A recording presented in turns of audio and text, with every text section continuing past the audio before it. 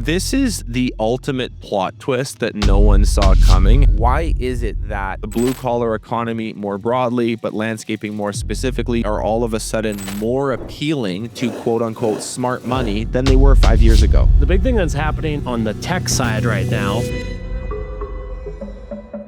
Why do you think landscaping is on private equity's radar? Most private equity firms are looking at industries where there's not a lot of consolidation that's occurred. Basically what happens is that anybody with a truck and some basic tools now can slap a sticker on their truck and say, hey, I'm a landscaper. So you have this crazy amount of fragmentation of service providers.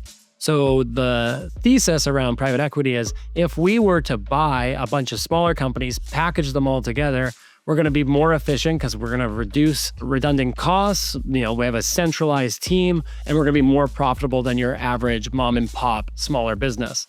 And so for a long time, that was the driving thesis of private equity, and HVAC has been one that's been going on for a really long time, roofing and others. Landscaping's also starting to see that. The other thing with landscaping, it has that recurring revenue, contracted revenue, sometimes government contracts or big strata on those maintenance side, which allows for more predictable cash flow, which is like what an investor's dream. The last thing that's been changing on the private equity side in general is AI. Like AI is now pushing investors who used to consolidate tech companies to go, maybe our strategy is completely flawed now with AI. We don't have as much of a moat as we used to have. So let's buy real world businesses that are more insulated from AI. So you're starting to see that too. So I think it's actually a pretty kind of golden era almost for owners in the space. I'd really love for you to say a little bit more about that last point. We don't have as much of a strategic moat. That's a very sort of like techie term. Why is it that these more in real life businesses, like the blue collar economy more broadly, but landscaping more specifically, these are companies that operate with human beings in the real world, in vehicles, out there on sites, in the dirt?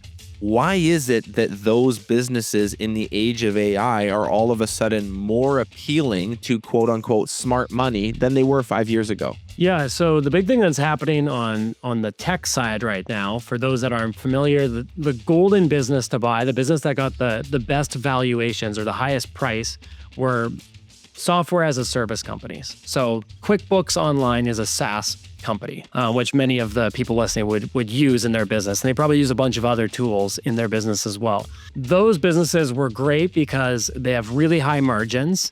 We're talking 80, 90% gross margins.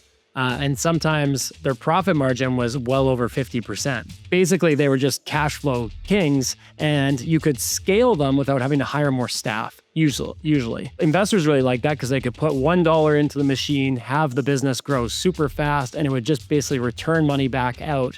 And they were willing to pay these big price points for it because once you kind of start using a software provider like QuickBooks Online, it's super hard to switch to another provider because it has all your information. Sticky is the term they use. It's sticky revenue, right? Once you're on, you're stuck. You're not going to get off it. And investors like that. Sorry, continue. Yeah, investors love it. But what's happened recently is now with AI, there's these AI coding tools where a programmer who used to work at a big company can now have a team of programmers just as an individual and rebuild some of these software companies that have thousands of employees. They can build a cheaper alternative to basically replace that software at a lower price point. Basically, software companies are kind of scrambling of how do they keep their positioning because now almost anybody can replicate their business overnight. And as a result, those same investors who love that sticky revenue are now going, well, what are businesses that are insulated or protected from AI? And that's going to be real world in real life businesses like you mentioned. I've said this before, but this is the ultimate plot twist that no one saw coming. And it's sort of like poetic because this space has been, not gotten the credit it deserves. It's been spoken about like it's a fallback plan. It's been spoken about like it's low skill, something that you do if you can't do anything else, which has always really, really bothered me. I'm from a blue collar family in a blue collar town. I've worked in this space and worked with these entrepreneurs for most of my career. And it's just like, that's always really pissed me off. And so I find this whole switch kind of like, I'm like, hilarious, to be honest. So I'm just watching this be like, oh, gotcha. Like, who's the smart ass now? Turns out these businesses are super, super valuable, super essential, super needed. We knew it the whole time. It's just like now apparently that's obvious to you guys too.